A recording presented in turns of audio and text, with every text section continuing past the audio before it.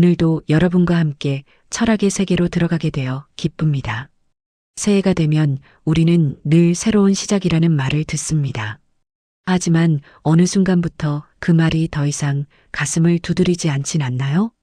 나이가 들수록 이미 해볼 수 있는 일은 다 해본 것 같고 앞으로 새로 시작할 일은 점점 줄어드는 것처럼 느껴질 때, 그래서 새해라는 말이 설렘이 아니라 오히려 공허함으로 다가오는 분들도 계실 겁니다. 오늘은 니체와 쇼펜하우어가 시작이라는 문제를 어떻게 바라봤는지 이야기해 보려 합니다. 먼저 자주 인용되는 이 문장부터 짚고 가겠습니다. 모든 것의 시작은 위험하다. 그러나 무엇을 막론하고 시작하지 않으면 아무것도 시작되지 않는다. 이 문장은 흔히 니체의 명언으로 알려져 있지만 니체의 저작 어디에도 이 문장이 그대로 등장하지는 않습니다. 그러나 그렇다고 해서 니체와 무관한 말은 아닙니다.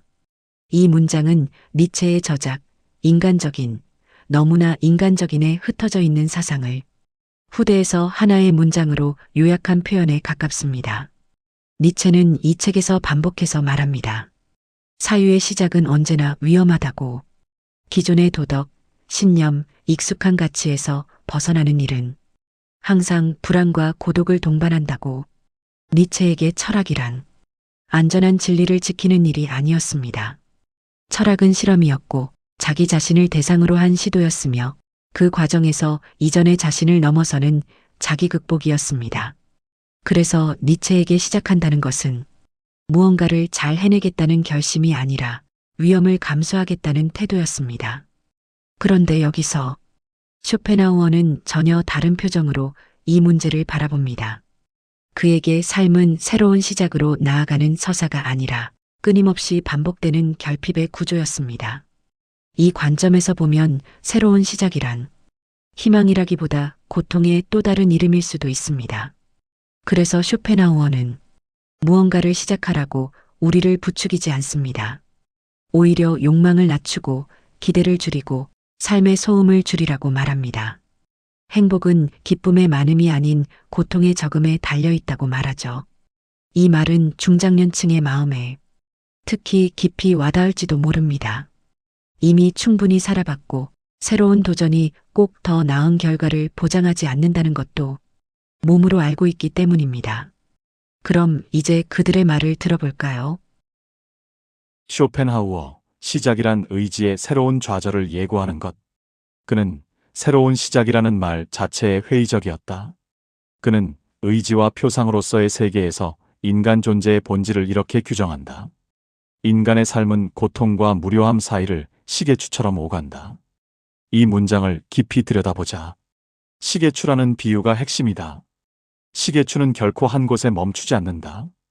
왼쪽 끝에 도달하면 반드시 오른쪽으로 다시 움직이고 오른쪽 끝에 도달하면 다시 왼쪽으로 돌아온다. 영원히 반복되는 왕복 운동. 쇼펜하우어가 말하는 것은 이것이다.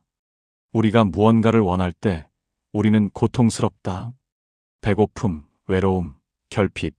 이것들은 모두 아직 충족되지 않은 욕망의 고통이다. 그렇다면 원하는 것을 얻으면 과연 행복한가?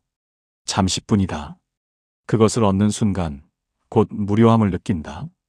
배고픔이 해소되면 밥을 먹는 일이 지루해지고 외로움이 해소되면 사람들이 귀찮아진다. 목표를 달성하면 할 일이 없어진다.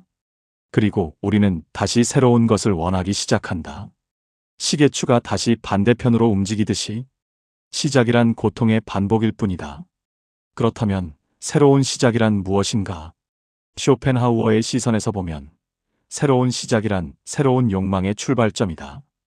그리고 모든 욕망은 결국 고통으로 귀결된다. 새 직장을 시작한다. 처음에는 설렌다. 하지만 곧 적응의 고통, 인간관계의 고통, 성과의 압박이 찾아온다. 새로운 취미를 시작한다. 처음에는 재미있다. 하지만 곧 실력이 늘지 않는 답답함, 시간과 돈의 부담이 찾아온다. 새로운 관계를 시작한다. 처음에는 행복하다. 하지만 곧 상대방과의 차이, 기대와 실망의 반복이 시작된다. 쇼펜하우어는 의지와 표상으로서의 세계에서 이렇게 말한다. 행복은 본질적으로 부정적이다. 그것은 고통이 없는 상태일 뿐, 그 자체로 긍정적인 무언가가 아니다. 이 문장의 의미는 무엇인가? 행복은 무언가가 있는 것이 아니라 고통이 없는 것이라는 뜻이다. 마치 건강이 몸에 질병이 없는 상태인 것처럼 우리는 건강할 때 건강을 느끼지 못한다. 오직 아플 때만 건강의 소중함을 안다. 그래서 쇼펜하우어는 말한다. 행복은 기쁨의 많음이 아니라 고통의 적음에 달려 있다. 새로운 시작이 우리를 행복하게 만든다면 그것은 시작 그 자체가 기쁨을 주기 때문이 아니라 이전의 고통에서 잠시 벗어났기 때문이다.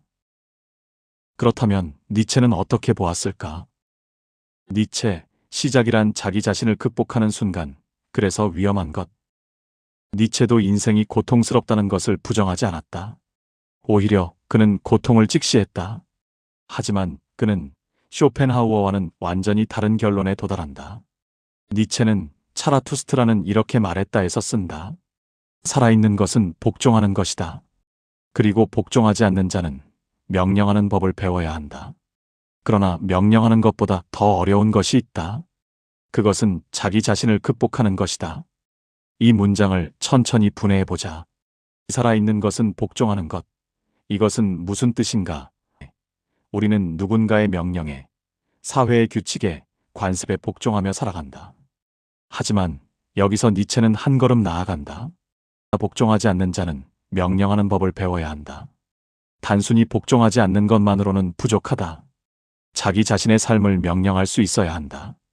스스로 방향을 정하고, 스스로 가치를 만들고, 스스로 선택해야 한다. 그런데 마지막 문장이 핵심이다. 명령하는 것보다 더 어려운 것이 있다. 그것은 자기 자신을 극복하는 것이다. 남을 지배하는 것은 쉽다. 타인에게 명령하는 것은 권력만 있으면 된다. 하지만 자기 자신을 극복하는 것, 이전의 나를 넘어서고 익숙한 나를 버리고 새로운 나로 태어나는 것이 가장 어렵다. 그럼 니체에게 시작이란 무엇인가? 그것은 단순히 새로운 일을 하는 것이 아니다. 새로운 시작이란 이전의 자신을 버리는 것이다. 그런데 여기서 질문이 생긴다. 왜 이전의 자신을 버리는 것이 어려운가? 답은 간단하다. 그것이 위험하기 때문이다. 생각해보자. 당신에게는 지금까지 살아온 방식이 있다. 나는 조용한 사람이야. 나는 안정적인 직장이 맞아. 나는 모험을 좋아하지 않아. 이런 정체성은 당신을 규정하지만 동시에 당신을 보호한다. 당신이 누구인지 알기 때문에 예측 가능한 삶을 살 수 있고 안전하다. 그런데 새로운 시작은 이 모든 것을 위협한다. 조용한 나를 버리고 무대에 서려면 실패할 수도 창피당할 수도 있다. 안정적인 직장을 떠나 새로운 일을 시작하려면 실패하면 다시 돌아갈 곳이 없을 수도 있다. 모험하지 않는 나를 버리고 낯선 곳으로 떠나려면 그곳에서 나는 누구인지조차 모를 수 있다. 니체가 말하는 것은 이것이다. 자기 자신을 극복한다는 것은 익숙한 나의 껍질을 깨는 것이고 그 껍질이 깨지는 순간 나는 완전히 무방비 상태가 된다. 이것이 위험이다. 니체는 즐거운 학문에서 이렇게 외친다. 위험하게 살아라. 너의 도시를 베수비오 화산 위에 건설하라. 이 문장은 충격적이다. 베수비오 화산은 폼페이를 묻어버린 그 화산이다. 언제 폭발할지 모르는 위험한 곳에 도시를 건설하라니. 이게 무슨 뜻인가? 니체가 말하는 것은 이것이다. 안전함 속에서는 자기 극복이 일어나지 않는다. 씨앗을 생각해보자. 씨앗은 단단한 껍질 속에서 안전하다. 외부의 충격으로부터 보호받는다. 하지만 그 안전함 속에서 씨앗은 영원히 씨앗으로 남는다. 씨앗이 싹을 틔우려면 껍질이 깨져야 한다.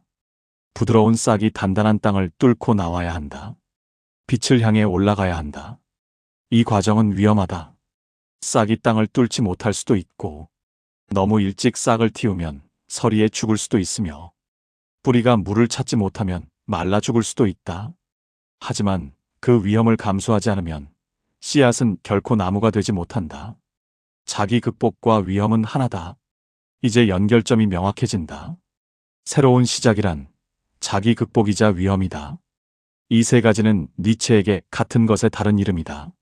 새로운 시작을 하려면 이전의 나를 버려야 한다는 것은 자기 극복을 의미하고, 이전의 나를 버리는 순간 나는 익숙한 안전망을 잃는다는 것은 위험을 의미하며, 그 위험을 감수할 때만 진정한 성장이 시작된다는 것은 새로운 시작을 의미한다. 니체가 인간적인, 너무나 인간적인에서 말한 것처럼 새로운 사유는 처음에는 언제나 위험하게 보인다.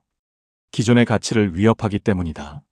나는 이런 사람이야 라고 믿었던 정체성을 버리는 것, 나한테는 이게 맞아라고 믿었던 삶의 방식을 바꾸는 것, 원래 세상은 이래라고 믿었던 가치관을 뒤엎는 것, 이 모든 것이 위험하다. 왜냐하면 나는 새로운 나를 견디지 못할 수도 있고, 새로운 삶이 더 나쁠 수도 있고, 새로운 가치가 틀렸을 수도 있기 때문이다. 하지만 니체는 말한다. 그 위험이야말로 시작해야 할 이유라고. 위험 없는 삶은 이미 죽은 삶이기 때문이다. 자기 극복 없는 삶은 썩어가는 씨앗과 같기 때문이다. 이제 두 철학자를 나란히 놓고 보자. 쇼펜하우어는 묻는다. 너는 정말 시작해야 하는가? 그것이 정말 너를 행복하게 만들 것이라고 착각하고 있는 건 아닌가? 니체는 묻는다. 너는 정말 시작하지 않을 것인가? 안전함 속에서 천천히 죽어가는 것을 선택할 것인가? 쇼펜하우어의 시작은 욕망을 줄이는 것이다. 쇼펜하우어에게도 시작은 있다. 하지만 그것은 무언가를 더하는 시작이 아니라 무언가를 빼는 시작이다. 그는 의지와 표상으로서의 세계에서 말한다. 의지를 부정하고 욕망을 줄이고 세계에 대한 집착에서 벗어날 때 비로소 고통에서 해방될 수 있다고. 이것도 일종의 새로운 시작이다. 더 많이 가지려는 삶에서 더 적게 원하는 삶으로의 시작. 세계를 정복하려는 의지에서 세계를 관조하는 평온으로의 시작이다. 쇼펜하우어가 우리에게 말하는 것은 이것이다. 새로운 시작이 항상 더 많은 것을 하는 것일 필요는 없다. 때로는 덜 원하는 것이 진정한 시작이다. 반면 니체의 시작은 자신을 극복하는 것이다. 더 강렬하게 살기 시작하는 것이다. 새로운 시작이란 과거를 부정하는 것이 아니라 과거를 포함한 모든 것을 긍정하면서도 새로운 자신으로 나아가는 것이다. 니체가 우리에게 말하는 것은 이것이다. 시작한다는 것은 이전의 너를 버리는 것이 아니라 이전의 너를 재료 삼아 더 강한 너를 만드는 것이다. 새해입니다. 쇼펜하우어라면 이렇게 말할 것입니다. 새로운 시작에 너무 큰 기대를 걸지 마라. 삶의 본질은 변하지 않는다. 하지만 기대를 낮추면 오히려 덜 실망하고 더 평온해질 수 있다. 니체라면 이렇게 말할 것입니다. 새로운 시작이 두렵다는 것은 당연하다. 하지만 그 두려움 때문에 아무것도 하지 않으면 너는 죽은 것과 다르지 않다. 위험하게 살아라. 이 두 목소리는 서로 반대편에 있는 것처럼 보입니다. 하지만 사실 이 둘은 하나의 진실을 다른 각도에서 말하고 있습니다. 시작은 결과를 보장하지 않는다는 것, 하지만 시작하지 않으면 아무것도 시작되지 않는다는 것을요. 새로운 시작이 당신을 행복하게 만들 거라는 환상을 내려놓으십시오. 하지만 동시에 아무것도 시작하지 않는 안전함 속에서 천천히 죽어가는 삶도 거부하십시오. 오늘도 시청해 주셔서 감사합니다. 니체와 쇼펜하우어는 앞으로도 여러분의 삶에 철학이 작은 위로와 지혜가 되기를 바라는 마음으로 더 깊고 좋은 내용을 들려드릴 수 있도록 노력하겠습니다. 다음 영상에서 뵙겠습니다.